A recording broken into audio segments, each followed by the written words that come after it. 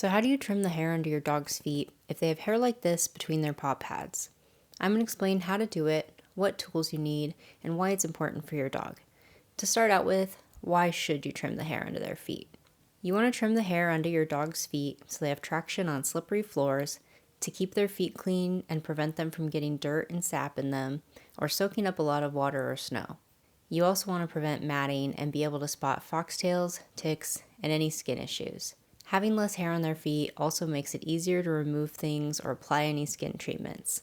And lastly, it helps their nails have more contact with the ground so they can wear down their nails more when they walk.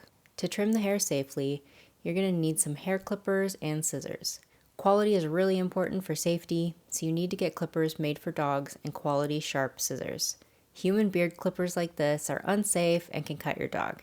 Dull scissors like kitchen scissors or cheap hair cutting scissors can also make you more likely to cut your dog's paw pads or just bend the hair and not be able to cut it. Some inexpensive and easy to use clippers I recommend are the One Is All clippers, and for scissors I recommend Guide Gator curved scissors.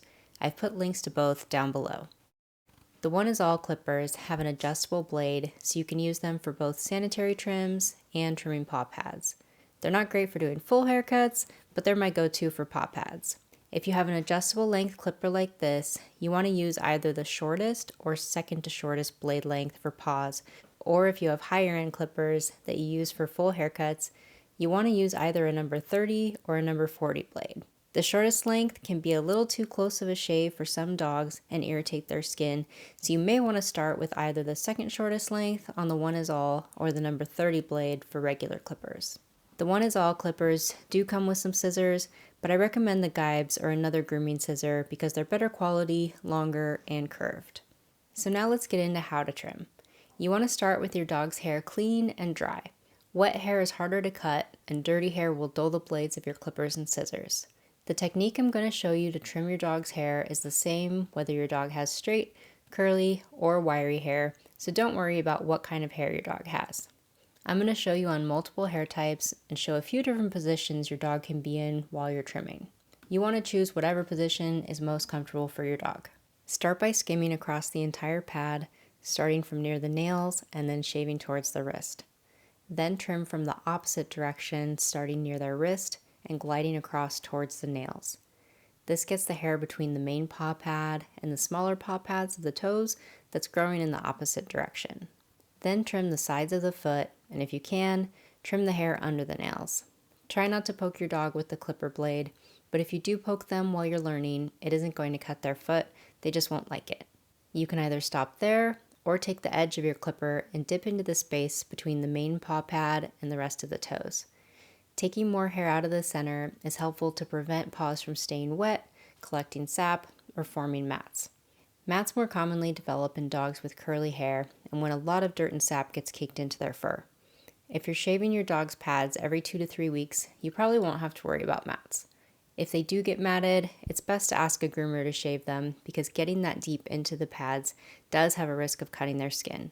You can also use your clippers or scissors to trim some of the hair between the toes like this if your dog licks their feet. You can tell by the staining of the fur here that this dog has been licking between these two toes, and I want to trim out some of the hair to keep that area dry. Feel free to trim their paw pads once a week to keep them tidy, especially for seniors who can easily lose their balance on slippery floors. When trimming your dog's hair, you want to make sure they're comfortable with the sound of clippers and with their feet being handled before you shave their pads, so you may need to spend time turning on the clippers and giving them treats to get them used to the sound before trimming their hair. If your dog needs this step, this would be something you would do over the course of a few days or a few weeks and not just right before you clip. For the back paws, you'll use the same clipping technique as you learned for the front paws, but with some different body positions. If your dog is standing, you want to trim by bending and supporting their knee and then flipping their foot backwards.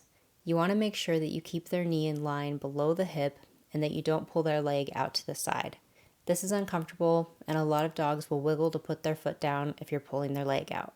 Some dogs prefer to sit or lay down, especially senior dogs who have difficulty standing on 3 legs. If your dog wants to sit, you can trim under their feet like this.